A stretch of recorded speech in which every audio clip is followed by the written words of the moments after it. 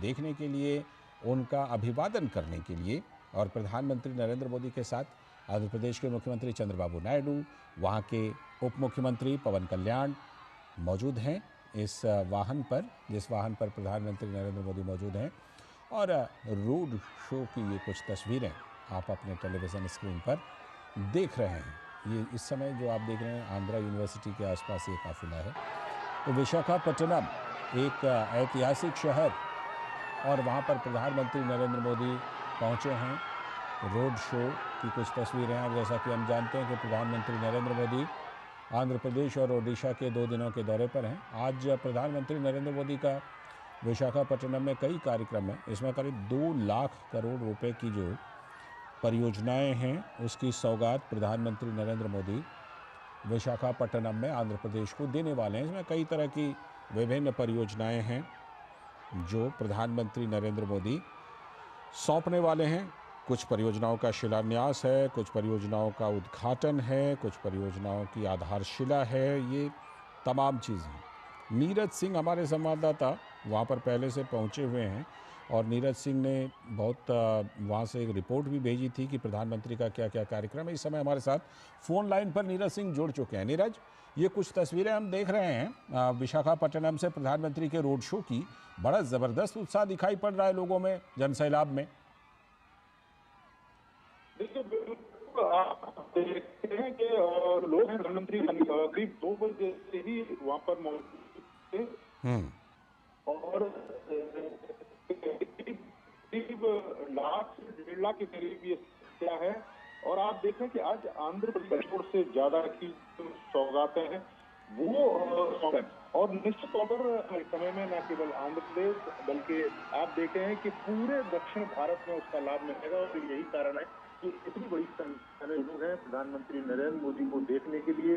प्रधानमंत्री नरेंद्र मोदी के द्वारा जो सौगातें यहाँ के लोगों को सौंपी जा रही हैं, उसके लिए धन्यवाद करने के लिए यहाँ आए हैं। आप इन दृश्यों को देख सकते हैं कि कितना विहंगम दृश्य है, और लाखों की संख्या में जो लोग हैं प्रधानमंत्री को देखने के लिए यहाँ मौजूद हैं। और ये बताता है कि प्रधानमंत्री की लोकप्रियता किस तरीके से उत्तर भारत से लेकर दक्षिण भारत में। और आप देखें कि आंध्र प्रदेश को इससे पहले भी 15,000 करोड़ की सौगातें दी थी, और अब 2 लाख करोड़ की सौगातें। ये बताता है कि आंध्र प्रदेश को लेकर प्रधानमंत्री के मन में क्या है। और दूसरी सबसे बड़ी बात है कि जब प्रधानमंत्री 2047 तक विकसित भारत के लक्ष्य की बात करते हैं, तो उस विकसित भारत के लक्ष्य को तभी प्राप्त किया जा सकता है जब देश के तमाम राज्य कदम से कदम मिलाते हुए आगे बढ़े। और जब राज्य आगे आएंगे तो निश्चित तौर पर देश भी आगे बढ़ेगा। और आप देखें कि 2 लाख करोड़ की ये परियोजना है, जिसमें एक बड़ी, कह सकते हैं कि एक बड़ी शुरुआत है हाइड्रोजन हब बनाने के लिए, जो खासतौर से ग्रीन एनर्जी के लिए उसका प्रयोग किया जाएगा। और हाइड्रोजन जो ईंधन है, ईंधन के तौर पर आप देखें कि तमाम इंजनों में उसका प्रयोग किया जाता है। क्योंकि हम अपनी गाड़ियों में, व्हीकल में जिस तरह के जीवाश्म पदार्थ का प्रयोग करते, चाहे पेट्रोल या हम डीजल की बात करें, तो उससे कार्बन डाइऑक्साइड जो गैस है वो भी वातावरण में फैलती है, जिसका जो नुकसान है वो भी उठाना पड़ता है। लेकिन आप देखें कि ये परियोजना जब अपने मूर्त रूप में सामने आएगी तो एक बहुत बड़ा लाभ देश के लोगों को भी मिलेगा, आंध्र प्रदेश के लोगों को भी मिलेगा। यही कारण है कि आप देखें कि ये जन सैलाब आपको दिखाई दे रहा है। लाखों की संख्या में लोग प्रधानमंत्री को देखने के लिए यहाँ पर मौजूद है। लालचंद, बिल्कुल, जो लाखों की तादाद में, अभी जैसा हम जानते हैं नीरज की, हाल ही में जब लोकसभा चुनाव के साथ वहाँ पर विधानसभा चुनाव हुए थे, तो एनडीए को बहुत बड़ा बहुमत मिला था और वहाँ पर एनडीए की सरकार बनी। लोगों में प्रधानमंत्री नरेंद्र मोदी को लेकर जो वो क्रेज़ है, वो एक बार फिर से विशाखापट्टनम में ये दिखाई पड़ रहा है। और मैं जैसा कि तस्वीरों में देख पा रहा हूँ, हमारे दर्शक भी देख पा रहे हैं कि फूलों की एक तरह से बारिश हो रही है, और प्रधानमंत्री नरेंद्र मोदी हाथ हिलाकर अभिवादन दोनों तरफ, रोड के दोनों तरफ कर रहे हैं और अभिवादन का जवाब दे रहे हैं। साथ में मुख्यमंत्री और उप मुख्यमंत्री भी हैं। तो ये प्रधानमंत्री का जो रोड शो है, ये करीब कितनी देर का कार्यक्रम है नीरज?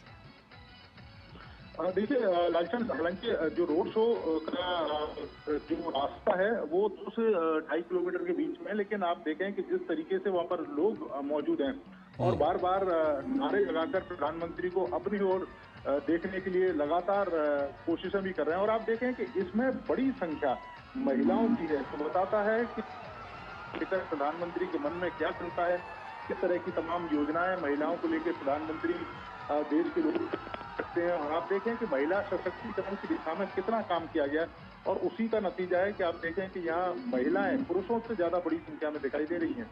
क्योंकि पिछले आप देखें कि 10-11 सालों में लगातार महिलाओं को लेकर, महिलाओं की तरक्की को लेकर आपने देखा होगा, शौचालय बनवाना, इसके अलावा उनको गैस के सिलेंडर मुफ्त में पहुंचाना, घरों में बिजली पहुंचाना, ये तमाम ऐसी योजनाएं हैं महिलाओं को लेकर कि इसको प्रधानमंत्री लगातार चलाते रहे। और यही कारण है कि जब भी चुनाव होता है तो महिलाओं का एक बड़ी हिस्सेदारी प्रधानमंत्री नरेंद्र मोदी और जी जो पॉलिटिकल पार्टी लोग होते हैं तो उसका लाभ भी मिलता रहा। ठीक है, ठीक है नीरज, मैं आपके पास लौटता हूँ, आप हमारे साथ बने रहिएगा। इस बीच हमारे सलाहकार संपादक विनोद मिश्र जी भी हमारे साथ फ़ोन लाइन पर जुड़ गए हैं।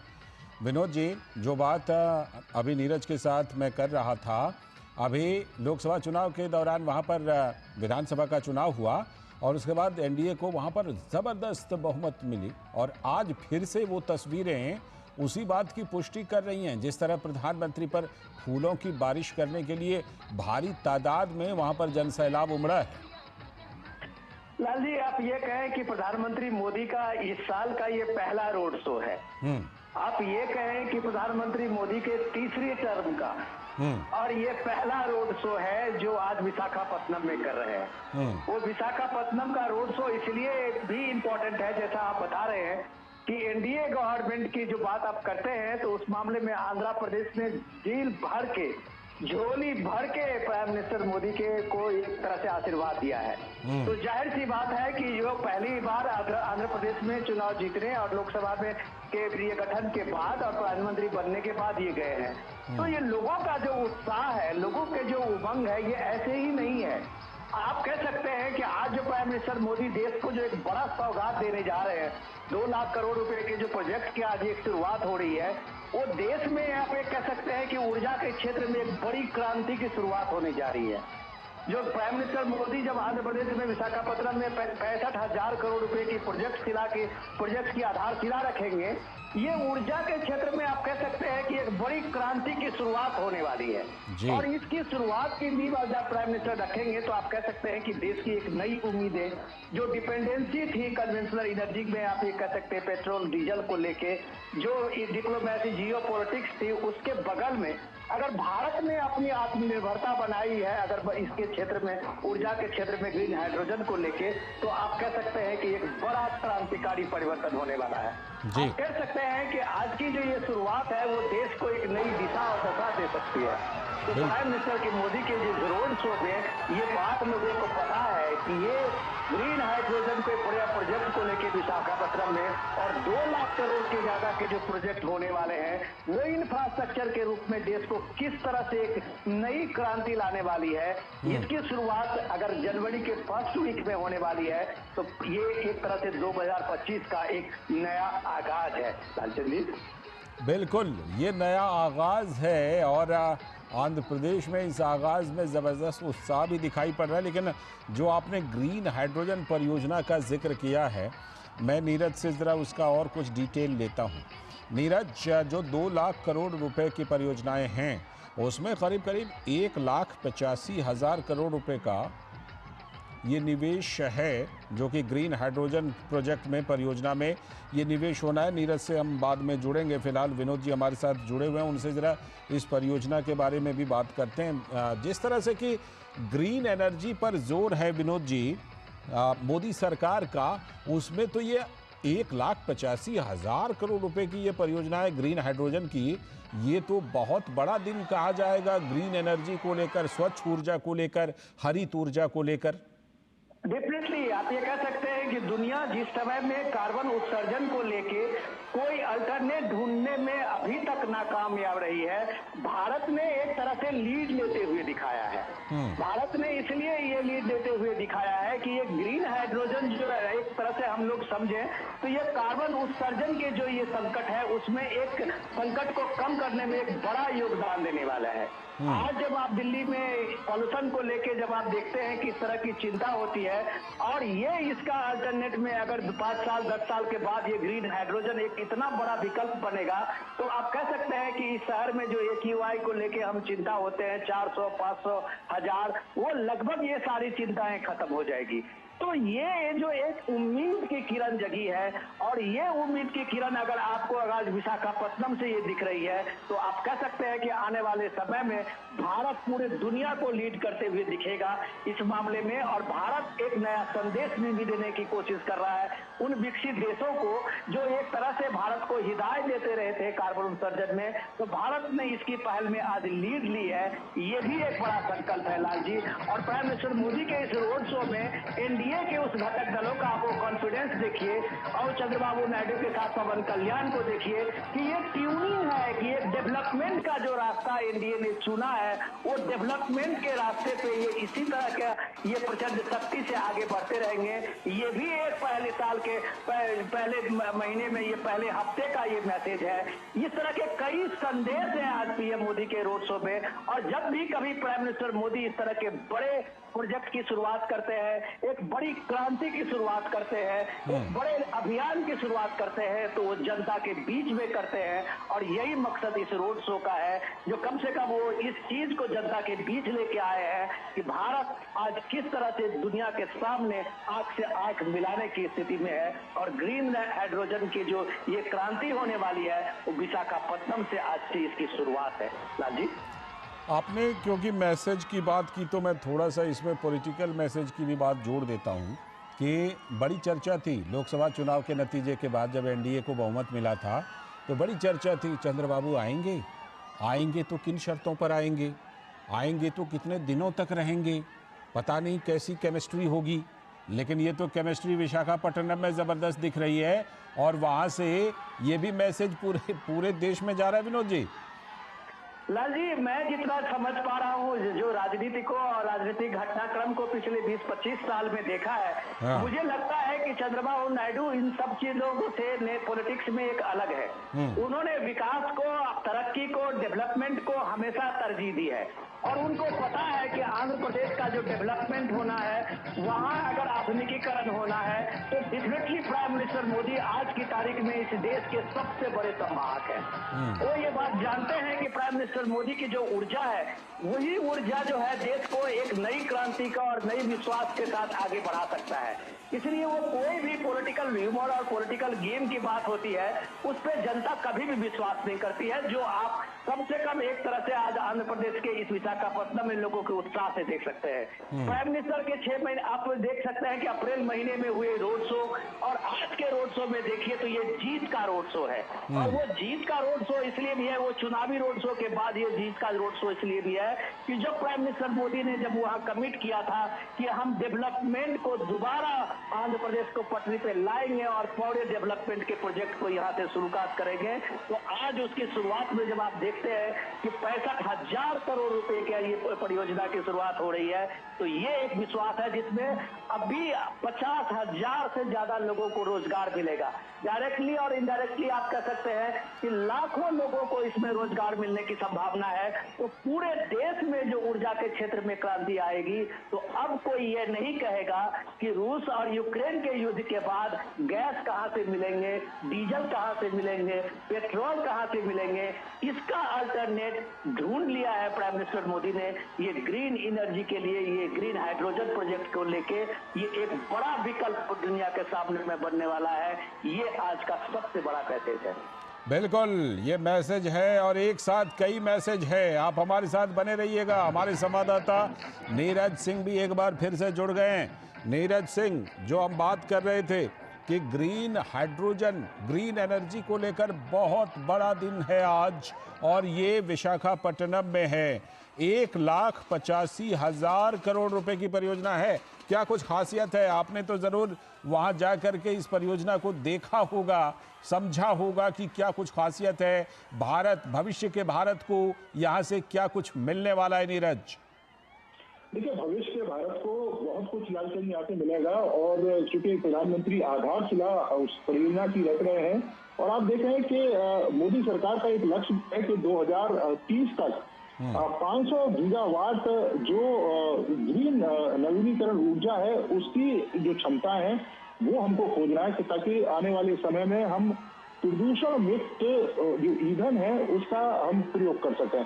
और आप देख रहे हैं कि बड़े पैमाने पर आपने दिल्ली जैसे शहरों को देखा है कि किस तरीके से जब एक चैम्बर में तब्दील हो जाता है वो पूरा शहर, और उसमें एक बड़ी भूमिका भी रहती है जो खासतौर से कार्बन डाइऑक्साइड जो गैसें हैं उनकी भी एक बड़ी भूमिका रहती है। और आप देख रहे हैं कि जब हाइड्रोजन से आप ईंधन का प्रयोग करेंगे तो हाइड्रोजन जब जलेगा तो उससे एनर्जी पैदा होगी और सिर्फ पानी पैदा होगा। और यही कारण है कि इस परियोजना का बहुत बड़ा महत्व भी है। और आप देखें कि हर साल जब ये परियोजना अपने मूर्त रूप में आएगी लालचंद, तो हर साल करीब 1 लाख करोड़ रुपए का जो हम फ्यूल आयात करते हैं उससे भी हमें मुक्ति मिलेगी। हम अपने पर्यावरण को सुरक्षित रख पाएंगे, और अगर हमारा पर्यावरण सुरक्षित है तो निश्चित तौर पर हमारे जो लोग हैं वो भी सुरक्षित रहेंगे, स्वस्थ रहेंगे। और बड़े पैमाने पर जो विदेशी मुद्रा हम जो फ्यूल का आयात करते हैं उसमें जो हमें खर्च करनी पड़ती है उससे भी हमें कह सकते हैं कि निजात मिलेगी। तो उस मायने में ये काफी महत्वपूर्ण कह सकते हैं कि प्रोजेक्ट है। और आने वाले समय में धीरे धीरे देश के अलग अलग हिस्सों में भी इस तरह के जो प्रोजेक्ट हैं वो लगाए जाने हैं, ताकि जो हमने 2030 तक जो लक्ष्य रखा हुआ है 500 गीगावाट का, उस लक्ष्य को प्राप्त भी करना है। और दूसरी बात, जब प्रधानमंत्री 2047 में विकसित भारत की बात करते हैं तो लालचंद, विकसित भारत का संकल्प तभी पूरा हो सकता है कि जब हम आज विकसित भारत जो विकसित देश है उनकी तरह हम तेजी के साथ आगे बढ़ सकें, उनकी तरह हम तेजी के साथ तरक्की कर सकें। और वो तरक्की आपको हर क्षेत्र में करनी पड़ेगी, हर राज्य को करनी पड़ेगी, चाहे वो स्वास्थ्य सुविधाओं को बेहतर करने की बात हो, लोगों को बेहतर इंफ्रास्ट्रक्चर देने की बात हो, बेहतर कनेक्टिविटी की बात हो, बेहतर जो तमाम जो सुविधाएं हैं वो देने की बात हो। तो उसी दिशा में आप देखें कि लगातार प्रधानमंत्री प्रयास कर रहे हैं, और इसी प्रयासों का ये नतीजा है कि आने वाले समय में हम कह सकते हैं कि हमको ग्रीन एनर्जी के रूप में भी जो ईंधन है वो मिलेगा, ताकि हमारा स्वास्थ्य भी ठीक रहेगा और हमारे जो वातावरण है वो भी सुरक्षित रहेगा। लालचंद, बिल्कुल, ये अपने आप में बहुत ही महत्वपूर्ण है ये परियोजना। विनोद जी, जो बात हम कर रहे थे मैसेज की, आमतौर पर जब केंद्र के साथ साथ किसी राज्य में भारतीय जनता पार्टी की सरकार होती है तो उसको डबल इंजन की सरकार कहते हैं और उसके तमाम फायदे हैं। ये वाला डबल इंजन तो कुछ और भी खास है, जो आंध्र प्रदेश में डबल इंजन की सरकार है, और इसीलिए प्रधानमंत्री का ये दौरा भी बहुत खास और परियोजनाएं भी बहुत खास। लाल जी, ये डबल इंजन की सरकार देश को बहुत आगे ले जाने की योजना लेके आया है। ये डबल इंजन की सरकार को जब आप देखते हैं तो आप कल्पना कीजिए उस दौर में, जो मुझे शायद याद है कि पेरिस का वो ये एग्रीमेंट है पूरे दुनिया में यूनाइटेड नेशन की तरफ से, जो कार्बन उत्सर्जन की जो ये विकराल समस्या दुनिया के सामने में है उसको कम कैसे किया जाए। और उसमें सारी जो जिम्मेदारी थी वो लगभग विकासशील देशों पे ही थोप दी गई थी। भारत भी उसमें से एक था, और लगातार भारत अपने तरफ से सफाई देते हुए नहीं थकता था कि भाई हम कैसे करें, हम तो गरीब देश है, हम किस तरह से इसको कम कर सकते हैं। लेकिन इस दौर में आप देखिए कि आज आपके देश में ग्रीन हाइड्रोजन की कारें चल रही है। ये एक अल्टरनेट है जीरो पॉल्यूशन का। ये अलग बात है कि ये इसकी कीमत थोड़ी सी ज्यादा है, और इस तरह की प्रोजेक्ट की जब आप सोचेंगे, और जैसे धीरज बता रहे थे कि अगर इतने गीगावाट के जब से हाइड्रोजन का वहां पे ये 500 गीगावाट के ये ऊर्जा का वहां क्षमता बनेगा और उसके बाद उसका सप्लाई शुरू होगा, तो जाहिर सी बात है कि वो जो एक कन्वेंशनल अभी तक है पेट्रोल डीजल और इस सब के बीच में, उसके मार्केट वैल्यू से इसका कम होगा। और जब ये कम होगा तो आप सोचिए कि देश